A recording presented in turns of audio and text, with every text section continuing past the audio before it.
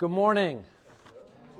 Here's the sign-up sheet from last week. I'm going to ask you to just pass it around. Your names have already been put on there. If you were here last week, your names were already on there. I just want to keep track of who's going through this journey with us and who's joining us. We know that there's several people that are already online that are joining us, and so I want to keep track of that. I did make some notes they're essentially a sort of sermon notes, a little bit of highlights from last week and this week, and so they're floating around somewhere, and so hopefully you'll be able to get a copy of those.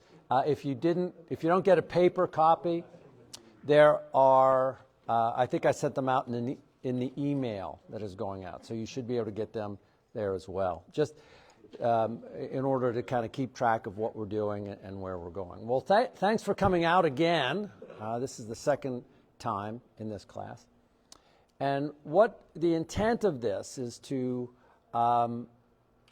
deal with the foundations of what we do. Now, this is not going to answer every question, but give you, create in you some curiosity.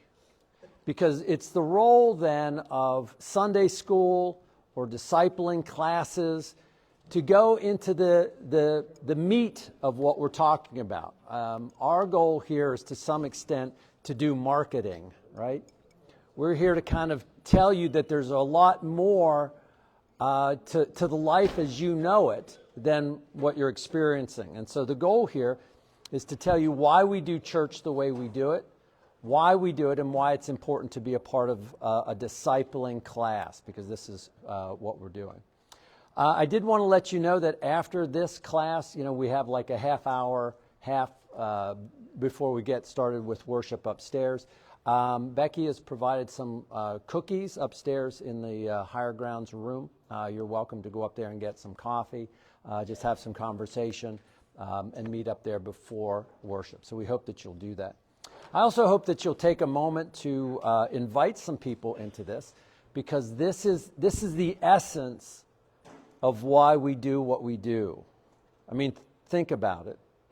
If you're really not interested in the nature of God or in who Jesus is, or you can't explain it to somebody at our age, that's not a good sign, right? We're supposed to be the people that are going deeper, asking the hard questions, so that you are already commissioned, right? In Paul's letters to the Corinthians, he said, you now are ambassadors. You're part of the church. You're an ambassador. Okay, let me ask you a quick question. Are you a good ambassador or a bad ambassador? Oh, somebody said a bad ambassador. Not good enough is what somebody back there said. I think that's better than. I'm sorry, what? Not good enough. Not, okay, and that's right. That's probably, if you say that, then that almost forces you to say, but I got to get better. I got to get better. All right, so we're going to talk about that a little bit today. Let's begin with our time of prayer. Let's pray. Father God, I thank you for our time together. I pray, oh God, that our time together will be both enlightening and challenging. The adventure that lies before us is not to sit and soak, but to move and to be a vital part of your kingdom, exploring the world and sharing the joy that we have with others. Help us, Father, to go deeper, enlighten the path before us, and help us to see who you really are. In Jesus' name, amen. Okay, so I have a lot here today, so we're going to fly through this, all right? If you have questions, I would love to have that conversation. We're going to go back and forth. But again, my goal is to really inundate you with information to go, wow, okay, I got to get deeper, not to just go over the same thing, right? So I talk a lot about adventure, right? It means going into the unknown, right? Imagine the explorers that were exploring the Americas for the first time, right? If you leave England, what do you see? Water, and a lot of it. And somebody says, head that away. Maybe for like 3 months, head that away. And all you'll see is water, rough seas. But what is on the other side is beyond my description, right? So we're going to talk a lot about that. This is our challenge, to discover life's greatest adventure. This is what this is all about. You are already on the adventure. You just have to realize it. So what is religion, right? What is the essence of religion? There's a wonderful quote that I always remember, and it says, without a map, every road looks promising. But with a map, the right road becomes obvious. So what we're trying to do is give you a map of the world in which you are already a part. You are already a part of the story. You just have forgotten your place in it. All right? So what we're going to do is say, why are we here? What is right and wrong? What should we be doing? These are basically the 3 questions of the Immanuel Kant. And he said, and where are we going? What's the point? What's the point of it all? All right? So I talk a lot about adventures, especially the art and the artist. Last time we talked about the nature of God, right? We talked about God in terms of like the idea of complexity. Complexity giving rise to a design, the design giving rise to a designer. If there was a designer, then the designer had a purpose for that instrument.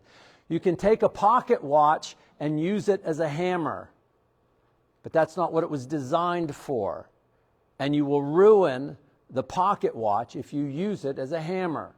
If you don't use it for what it's intended to do, you will ruin its design. And in many respects, what was God's design for humanity? And are we doing that? Or are we doing something else, right? And all you have to do is look around the world and look at, you know, the wars that are happening, famine. You look at drugs and pestilence and you kind of go, something is not right here. We're not using the human condition for what it was designed to do. All right? So there's but there are 3 things that I want to highlight again. I'm just going to put into your thinking. If you want to talk about it later, we can talk about it. All right? Couple of things that I want us to look at. Let's assume for a moment that you are walking along the shore out here at one of the lakes. And as you go out there, you see someone flailing out there going, you know, help, help, I'm drowning, I'm drowning, I'm drowning. What do you do? What do you do? The Boy Scout said, reach, throw, go. Try to reach him by staying in a safe place. Okay. If you can't do that and there's something you can throw out to them to help them, you throw that out. Okay. If you can't do that and they're going down for the 3rd time, you go out there and try to help if you are capable of it. Why? Why would you do that? Because every life is valuable to God. And so Now you understand, what did he do? He invoked that there is some higher purpose to this.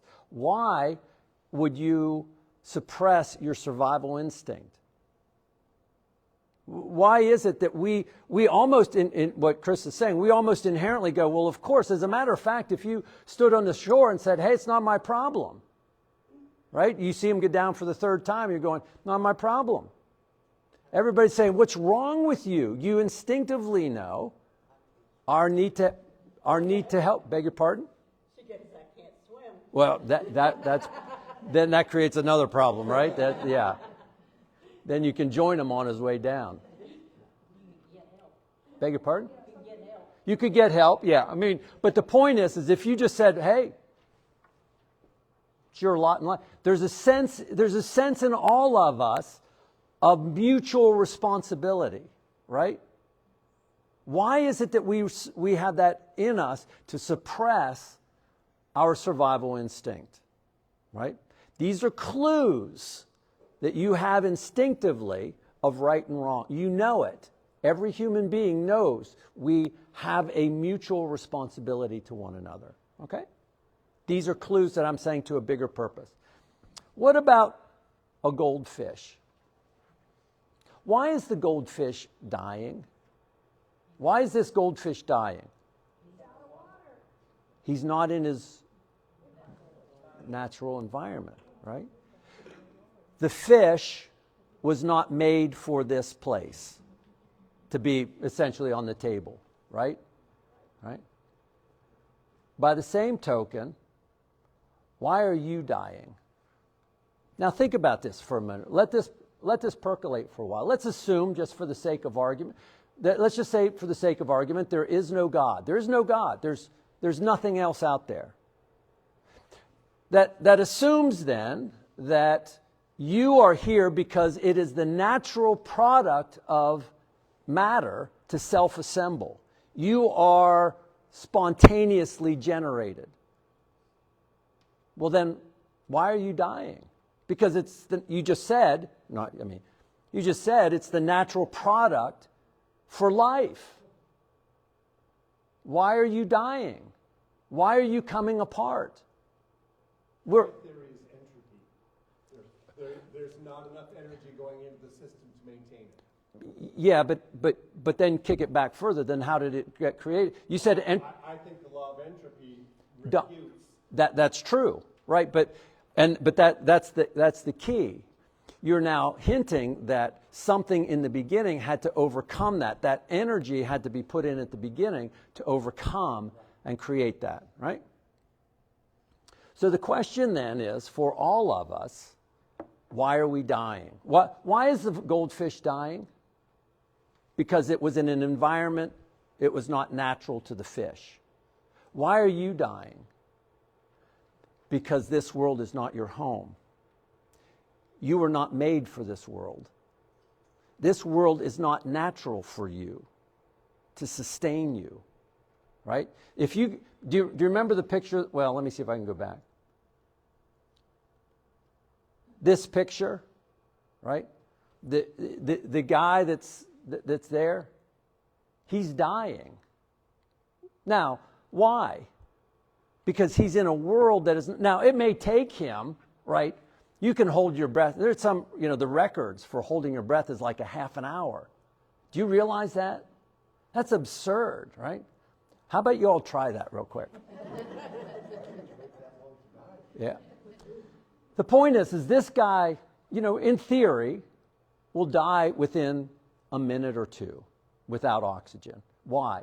Because this is not his home. He was not made for water. You're dying. Why? Because this world is not. Now, it may take you a long time. It may take you 70 years, but this world will not sustain you. C.S. Lewis, you're going to hear a lot from him. This world is not your home. You were made for another world. Those are the hints. These are hints that this world was not your home. The reason that you're dying is because your body cannot survive in this world. It was not made for this kind of environment. Okay? I want you to think about there are these clues that are out there. And finally, here's a little bit of science. This is the visible spectrum. This is light spectrum, right? And the reason I wanted to show this to you is, right, for a long time, up here, this little span right here, this is your visible spectrum. That's all you can see, right? You know this. And then if you break out that spectrum, if you break it out, this is the bottom part is the longer wavelength. This is what you can see. But what I wanted to let you know is these clues that's all you're aware of. But everything else is happening around you simultaneously. It's all happening. It's all going on. And you say, no, it can't be because I can't see it. This is what happens. People say, well, I don't know that it's going on. You can't show it to me. I can't show you right now. I cannot show you a radio wave. Right? I can't show. Now, what I probably could do is show you its impact. Right? I can't show you out here what happens to gamma rays. I can only show you their impact. Because you do not have the capability to see into that spectrum. Right? You can't see it. You can't hold it. But you know that it's happening simultaneously. In the same way, this is our perspective. This is all we can know. This is all we know. But everything over here, what I'm trying to do is say, everything over here in the spiritual world is happening simultaneously. It's happening all around you. You just can't perceive it. You just can't see it. You can't touch it. You can't measure it. All you can do is see its impact. You can see its impact, right? Where do you think Jesus is getting that metaphor, right? You can't see the wind. You don't know where it comes from or where it goes. All you can see is its impact. You see where it blows. You feel it, but you can't measure it. You can't hold it in your hand, right? So the point is there's a lot more here that's going on. All right, I have a lot more to go to, and I got to check my watch from time to time. Now we're going to talk about Jesus. Now, what I'm trying to do here is let you know that what I'm trying to do in the last session was talk about the nature. There is a God. There is more going on here. Okay? You need to explore that. You need to say, what is the nature of God? Do you remember the story of Abraham taking his son Isaac to Mount Moriah? Do you remember that story? Sacrifice? Yeah, okay, that's great. Why? These are the questions, like, why the Exodus? What's the story of the Exodus about? What is the story of the Ten Commandments about? These are questions you need to continue to wrestle with. This is the nature of God. This is the nature of this supreme being, your designer. Your designer is trying to tell you what you were designed to do. We're not interested in your opinion. This is what you were made for and why you exist. The rest of the Bible is talking about that. All right? So we're not going to address the nature of God. That's a Sunday school. That's a much deeper conversation that you should be entering into. We want to talk about Jesus. We want to talk about Jesus as the one and only. Is that true? Now, if you look at your notes, I put in there what is sort of a, if you will, a very, maybe you find this a controversial statement. But it says, if Jesus is real, if Jesus is true, then Islam and Judaism and Buddhism have a fundamental flaw. Would you agree? If Jesus is what he says, they have a fundamental flaw. If Jesus is not what he says he is, right? If that didn't happen, then Christianity is fundamentally flawed, right? All right, so we're going to take that as a premise as we move forward. And we're going to talk about Jesus. We're going to talk about Jesus not only now, but we're going to talk about it a little bit upstairs. And if you'll notice, when we do church and we do worship, a lot of what we're trying to do is say, okay, what did Jesus mean? Like, we'll do sermons on what did Jesus mean? What did he say? And how does it impact our lives? What does it mean to live as a disciple? Or what I love to think about, because disciples sometimes is a word that has different nuances for different people. I want you to think about yourself as you are an apprentice. You're an apprentice to the master, which means if you become an apprentice, that means all of your aspirations and your desires are secondary to your apprenticeship. Okay? And your goal to be an apprentice is to learn and to imitate and to replicate what the master does. Your goal as an apprentice is to be the master in wherever he calls you to serve. I mean, if you think about being a blacksmith or an artist or whatever, your apprenticeship is to replicate what he does, what he would do if he were in your place and in that environment. That's our mission. That's your mission as a Christian. You signed up to say, my goal is to be a replica of Jesus, right? And I use this phrase a lot. Our goal is not just have faith in Jesus, but to have faith like Jesus. So that you will do what Jesus did for the reasons that he did them. That's our mission. That's our goal. All right? I love this quote by Pascal. Pascal once said, not only do we not know God except through Jesus, We do not even know ourselves except through Jesus. So this is the next logical step. To understand this designer out there, we've talked about, there's a designer out there. That's, you look around at each other and you're kind of going, we didn't get here by accident. What does he want from us? What is the right thing we should be doing? Have we lost that essence? Okay, now we could spend a lot of time talking about the nature of sin. You can look at this world and say, this is not a perfect world. Something is fundamentally wrong. What went wrong? How did that happen? And what is it that God is doing to rectify that problem? Okay, so we're going to be talking about Jesus. Jesus, in essence, will help us understand the problem of pain. Now think about this. Jesus helps us understand the problem of pain, violence, death, cruelty, war, and pestilence. Well, that's kind of a, wouldn't you like to know about that? Why is it that way? Right? Why is it? And I'm not saying that Jesus creates that. I'm saying we create that. We do that to if left to our own devices, we will be cruel and brutal.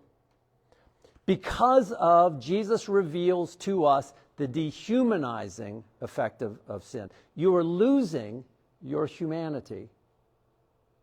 What you were designed to do, you're losing the capacity. You reveal the nature and the purpose of God. It will reveal what I call these crazy Easter people alternative. As Easter people, you have a different perspective on things. Right? In essence, if you will, go back to the picture that I had of the visual spectrum. Right? What does Jesus' resurrection do? Going, there's more outside your visible spectrum than you realize. Ta-da! And you're going, how can that be? Oh, it be.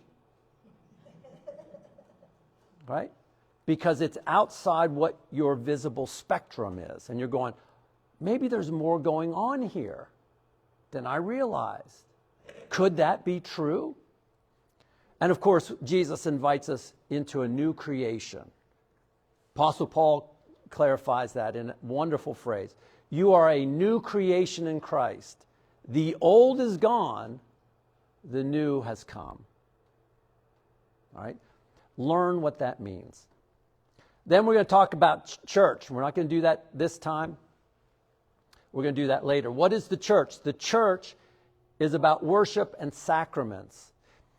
It is, if you will, it is the antibiotic to the disease of inhumanity. It helps you stay. If you ever get the flu, or if you got, a lot of people are getting COVID now, right? And you go to the doctor, you say, man, I've had this flu for days. What do they do? Oftentimes they'll give you I think, and correct me if I'm wrong, like a Z-Pack. Is that right? A series of antibiotics. But what happens if you say, hey, I took one, right? I took one. I don't think I have to take any more because I'm done, right? I feel fine. No, you still have the virus in you. It's still there, right? Maybe you attacked it once, but it's still there. It's waiting to come out again. Church is your Z-Pack. I know that it sounds self-serving, like you ought to be in church, right? And you're going, well, of course, that's your job to tell us to be in church. No, it's to help you restore your humanity. The fruit of the Spirit, we talked about that. Its purpose is to help you overcome those day-to-day challenges so that you don't become a curmudgeon that everybody wants to avoid, that you get back to your true humanity. All right? It's about apprenticeship. You are all apprentices, which means none of you have it perfect. So what you can do is learn from each other. How did you experience that? What trials? Hey, I'm going through a hard time. How do we learn together in a shared experience? And of course, spiritual formation and discipline. As apprentices, we need to learn the ways of who Jesus is. And then, of course, we want to talk about why temple. What is unique about this community? What is unique about our discipling process? What is our mission, our vision, and our values? Why is it that, at temple, you would say, what? Well, I mean, the question that you have to ask is, why would you invite anybody to temple? Right? And if you can't answer that, then we really have a problem. Okay, we live in an age of opinions that are strongly held and weakly formed. They call that politics. Anyway, that's another matter. Okay, let's jump into it. Let's start to fly here. We're going to try and say Jesus, the one and only. Now, I understand that I'm talking to a subgroup of the population, right? I understand you guys are church people, and out of the church people, out of the 150 that attend on Sunday, we have, what, 20, 30, something like that? Okay, about 30. So I have a subgroup of a big group of a community, right? So look at this from the community. Jesus is the one and only. Well, that's kind of exclusive. I mean, I think Jesus, right? He's a nice guy. Jesus was a smart guy. He did a lot of things for nice people. He seemed very meek and mild. He seemed very easygoing. I think Jesus is a good thing. But you guys are just too exclusive to say he's the one and only. What? Everybody is a part of God, right? Let's see what Jesus actually said. In John chapter 14, Lord, show us the Father. Now, the Father, who is Philip referring to? God. Show us God. And that will be enough. Like, hey, right, give us a miracle. And he said, don't you know me? Even I have been with you such a long... Anyone who has seen me has seen the Father. How can you say, show us the Father? In John chapter 8, very truly I tell you, before Abraham was born, I am. This is God's self-revelation in Exodus chapter 3, right? Moses at the burning bush. Who do I say that you are? And God says, I am that I am, right? I am self-existing, right? And Jesus said, before Abraham was, right? I am. Before Abraham was born, what are you saying? He replied, I saw Satan fall like lightning from heaven before the foundation of the world, before the creation of the world. I saw Satan falling. All right? Now, I'm just going to give you some of the things that he's saying here. In John chapter 10, he makes it abundantly clear. The Father and I are one. God and I, if I were to say that to you, everybody, I'm God. You're going, you're also a loon. Right? Now think about saying that. Now think about saying this in a very hyper-focused, hyper-religious Jewish community. Right? Are you insane? How are they taking this? And yet he is confrontational. Jesus answered, I am the way, the truth, and the life. No one comes to the Father except through me. I'm not being exclusive. I'm not. Jesus is. As an apprentice, if you are, that's up to you. I'm the way, the truth. I'm truth, not opinion, and life. Well, he's speaking to, now this is the key. He's speaking to people that are already alive, right? Sort of, maybe. Maybe he's talking about a different kind of life, right? Outside the spectrum of what we know. I'm the life. You cannot know God, you cannot know your purpose except through me. One of the high priests said, are you the Messiah, right? The Christus, the deliverer, the Son of the Blessed One, right? These are religious leaders. This is not just some peasant community. He said, I am. And you will see the Son of Man sitting at the right hand of the Mighty One and coming in the clouds. Right? And of course they knew what he was talking about. He talks to Mary and Martha. He said, I know that he will rise in the resurrection. Jesus said, I am the resurrection and the life. The one who believes in me, even though they die, and whoever lives and believes in me will never die. Do you believe this? Now Jesus, knowing all that was going to happen to him, went out and asked, who is it that you want?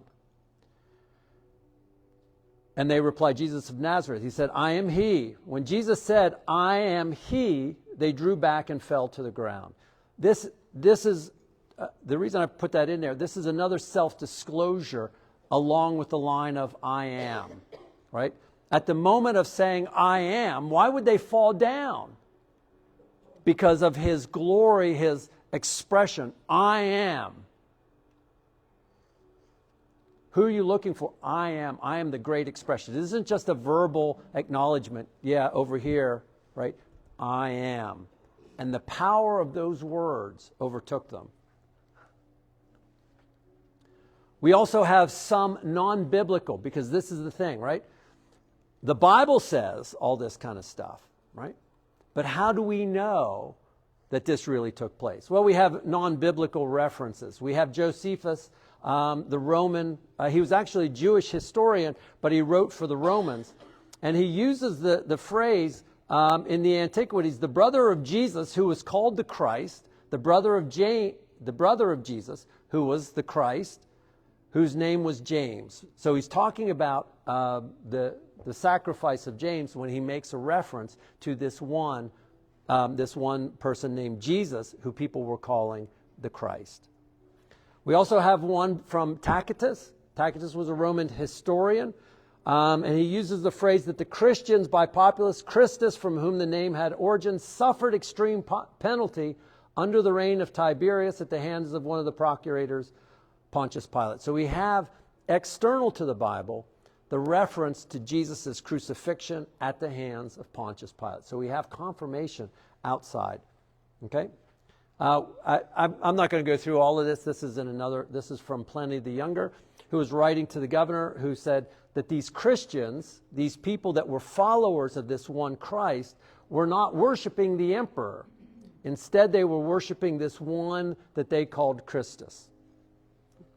All right, this is my favorite one that I've actually used in a sermon on Easter one time. It said, this is Celsus. Celsus was a Roman philosopher who was trying to undermine the Christian faith. And he said, look, how do we know that the resurrection of Jesus took place? Well, we know that on Easter morning, the Bible tells us that the women went to the tomb, right?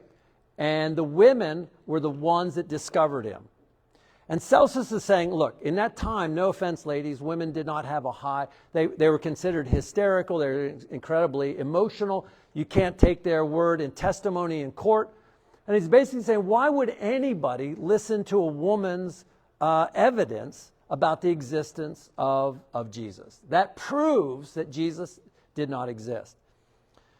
Well, the reason that this is important is because the Bible includes it, right? Because they know that this tradition is out there. The reason the Bible includes it is because that's the way it happened. The writers realize that by including the words of Mary and the other women, Joanna and the other women that went to the tomb, the reason that we include that, even though we know it's going to raise eyebrows among those who read it, is because that was what happened. It is the difficulties that you want to look at. Right. This is another letter written by Cyprian, which we'll get through later. Okay, so this is where we're going to get to.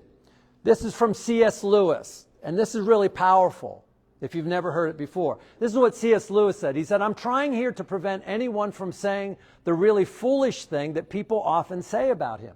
And this is our case here at Temple. I'm ready to accept Jesus as a great moral teacher, but I don't accept his claim to be God. That is the one thing we must not say. A man who was merely a man and said the sort of things that Jesus said would not be a great moral teacher. If people come by and say, yeah, Jesus was a nice guy, I think he's really saying the things that he's saying here. When you see me, you see God. Right? What do you make? Oh, he's just a great moral teacher. He said he would either be a lunatic on the level of a man who said he's a poached egg, or else he would be the devil of hell. You must make your choice. Either this man was and is the Son of God, or else he's a madman or something worse. Now you can shut him up for a fool, you can spit at him and kill him as a demon, or you can fall at his feet and call him Lord and God. Let us not come with any patronizing nonsense about him being a great human teacher. He has not left that open to us. He did not attend to. Right? So the point is taking Jesus at his word. Taking Jesus at his word. What do we make of that? So let's pull that apart. Let's take a look from Lewis's standpoint. Lewis kind of says there are three ways that we can take what Jesus is. Based on all of that Jesus actually said that. By the same token, I don't know if you know, there's another movement. It's called the Jesus Project. And this happens every so often in history. And what they're trying to do is they're now going to go through the Bible and they're going to say, well, everything that is not scientifically verifiable has got to be removed, right? We can't prove it. So that when Jesus walked on water, did he? Well, I've never seen anybody do that. Okay? Well, we have to remove that because we can't prove it. Science doesn't validate that, right? So the point is I want us to look at what the writers are saying about Jesus. Okay, and its fallout and its impact. And there's three things that we can really say about Jesus. Jesus says, when you see me, you see God. Now, if he said that, if I'm God, then I'm the designer, right? Which means I know what you were designed for, right? I am then his words, I am the way, the truth, and the life, make absolute sense. If you are the master architect, then you know I am the way, the truth, and the life. No one comes to the truth, no one comes to the Father but by me. There's just no other way. So what do we make of that? What do we make of that? Well, there are three possibilities. He's a liar, he's a lunatic, and he's Lord. Okay, let's assume that he's a liar. What does that mean? Well, that means that he is he's aware of what he's saying. A liar is someone who is knowingly and intentionally deceitful. I mean, is that true? You tell the truth, you know the truth, but you tell a lie. You say the opposite. He knows that he's not God. He knows that, but he's telling everybody. It's a way of manipulating the truth for some purpose. There's got to be some purpose, right?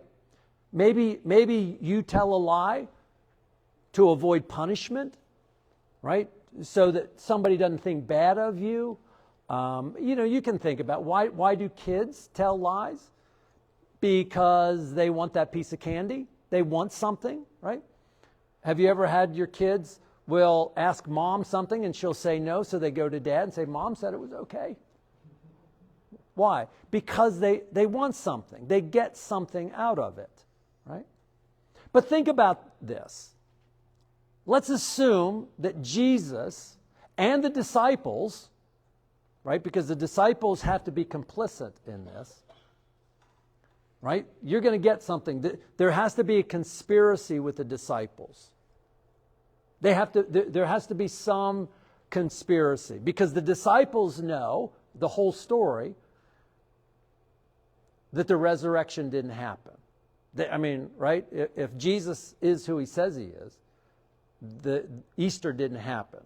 Well, the disciples have got to be in a conspiracy. They have to understand that. And what we're going to talk a little bit about upstairs in worship is each of the disciples, except for John, each of the disciples underwent a horrific death.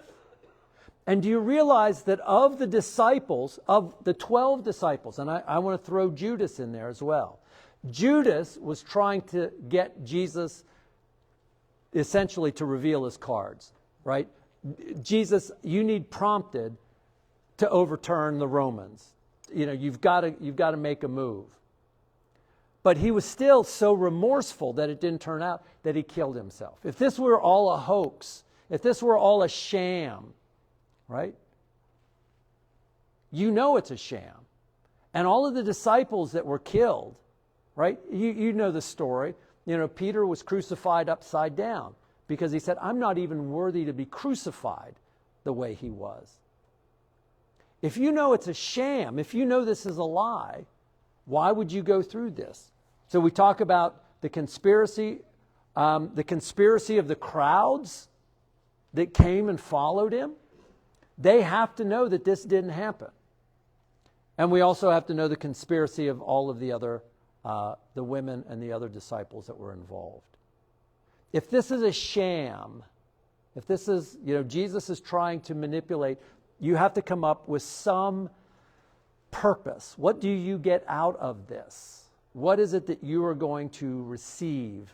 What is the benefit for knowing? Now understand, this is knowing reality. You're in touch with the reality, you're in touch with your faculties, but you know that if you tell this lie, you will get something out of it.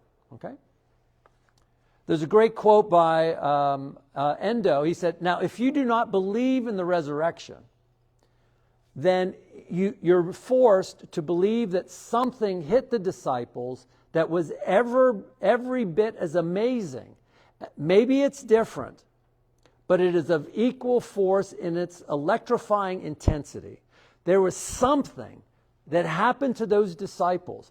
For if we try to explain the changed lives of the early Christians, you will find yourself making such incredible leaps of faith as great as if you had believed in the resurrection to start with. If the resurrection did not happen, you say, no, right? Nobody comes back from the dead. I mean, come on. Then you have to come up with an explanation to why these people that followed him and knew that the resurrection did not occur, had their lives so radically changed, so turned on its head. Okay? So, to some extent, it becomes incredibly difficult. If Jesus was a liar, that even on the cross, right? Okay, you're hanging on a cross. That can't be any fun. And you know that the gig is up. You know that your sham has been called out. You're on a cross. And even on the cross, he sticks to this theme. Father, forgive them, for they know not what they do. He's in charge of his faculties. He's mentally alert, mentally in tune. John, here is your mother. Mother, here is your son. He's aware of these dynamics, even on the cross. But his theme is consistent. Right? His theme is consistent. So the question that you have to ask is, what is it that Jesus is trying to manipulate? He's trying to manipulate all these things for some purpose. What is that? What does Jesus get out of it? Okay? Let's move on. What if he's a lunatic? Right? There are people that have delusions of grandeur. Did you actually know there's a disease, there's a mental problem that happens? Have any of you ever been to the Holy Land? Yeah, it's really cool. I mean, they actually call it, in many respects, I've heard it called like the fifth gospel. But there's a mental problem that will often happen. they find that as people traverse in Jerusalem, because of the antiquity, because of the old places, something begins to happen to them that they actually enter that world. They feel they lose touch with reality and begin to enter as if it is first century world. Right? It's called the Jerusalem syndrome. You can look it up when you get back. The people will start feeling like they are the Messiah or they are one of the apostles in that generation like they were the first century. Right? So my point here is that that there are situations where people lose touch with reality. Right? They're just unstable. They just have delusions of grandeur. If I were to come up here and in all honesty and sincerity say, I'm God. I created all of you. And you guys owe me your allegiance. Right? Now, you can say, well, Steve knows he's lying. He's just trying to gain power or privilege. Or maybe he's really gone off the rocker. Like, who do you think you are? Right? What? Right? That I've lost touch with reality. A lunatic is someone who is erratic, irrational, confused, mentally unstable. But do you see that in the Gospels? Do you see a rabbi traveling around that is unstable? Do you not instead see somebody who is always in charge of himself, of his now he may irritate the snot out of the Pharisees, right? He may say something that irritates them, but he goes after, in many respects, he goes after the jugular and the flaws in their arguments. The reason that they get so angry with him is because they can't argue him out of it, right? But he sees people nobody else sees. He's involved in situations that he senses what's going on. So it seems to me, in reading the Gospels and reading the background, that Jesus always maintains his composure. Even when he's before the Sanhedrin, even when he's before Pilate. Pilate says, do you not see that I have the power to release you? Jesus maintains his composure. He's not flustered. He's not irrational. We don't get a sense of Jesus going on a binger. We don't get a sense of him tearing into somebody for absolutely no reason.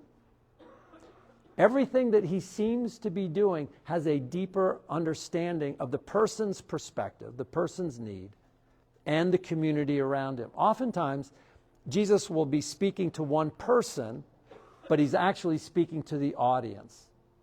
And anybody who has ever spent any time reading the parables recognizes somebody with incredible creativity and a deep philosophical understanding of the human condition. Right? Anybody who has spent time, we've all spent time looking and studying the parable of the prodigal son, right? Not just the prodigal son, but the son that was left, that stayed behind, and the nature of the father. Here's a story that encompasses so much that we're constantly going back to it to learn of it again and again and again. He argued with clarity and forcefulness the most educated theologians of his time. I don't see any way that you can read the Gospels that we have and say, here's a guy that had lost touch with reality. He just did not know what he was doing. All right? So, what are we left with? Right? We kind of come and say, I don't think Jesus was lying. Right? He knew what he was saying. He hadn't lost touch with reality. He knew why he was saying it. And the disciples as well. What are you left with? The only thing that you're left with is that he speaks, if he is the Lord, if he is what he says he is, when you see me, you see God. Then he speaks with authority. He commands respect. He has unwavering purpose. He uses biblical authority, the foundations of the Torah. He demonstrates he is consistent with the biblical authority. He demonstrates power over nature, food, illness, the spirits, death. He's in control before Pilate and Sanhedrin. He is the one who walked with authority. You see this over and over in Mark's gospel. When Jesus does a healing, what is their natural response? Where does he get this authority? We've never seen anybody do stuff like this. They're pointing you in some direction.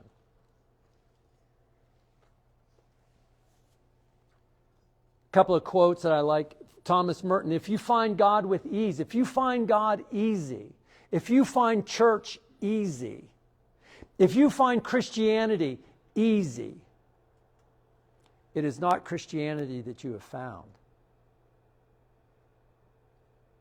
Maybe you found something else. Do you find it easy? Do you find it challenging? Right? I think that's one of the biggest challenges, right, that we have as a church in America. How do we appeal to the lowest common denominator? How do we make it easier? How do we make it so that it doesn't cost you anything? That was not the Christianity that Jesus invited us into. That was not the Christianity of the disciples.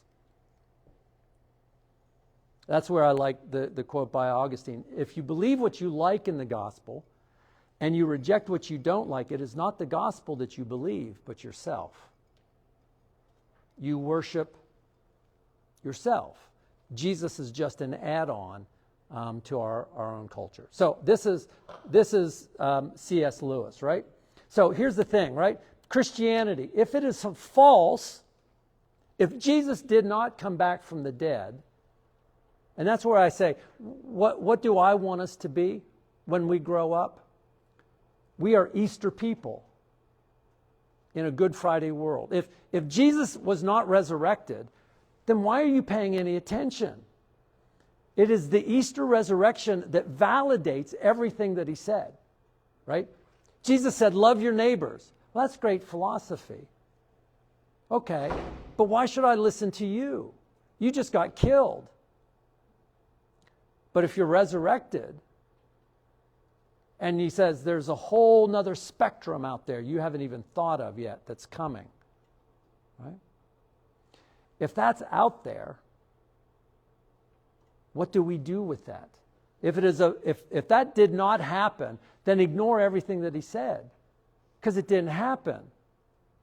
If it didn't happen, then because if you remember, he tells the disciples 3 times prior to happening. This is what hits me. If you have anybody in this room that will predict your death before it happens and your resurrection, and then you can pull it off, you got my attention. You have my attention, right? If you make that prediction and it doesn't happen, then don't pay attention to anything that he said. I mean, he was just a nice guy. But he wasn't a nice guy. He was either a liar or a lunatic. That's all you're left with. If it is true, it is a revelation of a life that you never knew existed. Most of our time is spent in the daily grind, paying bills, getting by, staying up with the Joneses. And Jesus is trying to say, why are you worried about that kind of stuff? There's a whole nother spectrum out there you're not paying any attention to. If it is true, it is of infinite importance because it'll outlast this life, hands down. The only thing it can't be is moderately important. For those of you, if you've ever read through the book of Revelations, the 7 churches, the last church is the worst church. It is Laodicea. It is the lukewarm church. And at the very end, it said, he basically saying, you're lukewarm. He said, if you were hot or you were cold, I could deal with you. Either of those two. But because you have just enough Jesus to be comfortable, but not enough Jesus to be changed, you're doomed. Because you refuse to go in either direction. I don't know what to do with you. The only thing that it can't be is moderately important. What is the problem of Christianity in America? It's moderately important. It isn't that people are going, no, you guys are all loons. Although some do. And it isn't that Christianity is on fire as the virtues and values of our society. It's that we take it, it's one of many.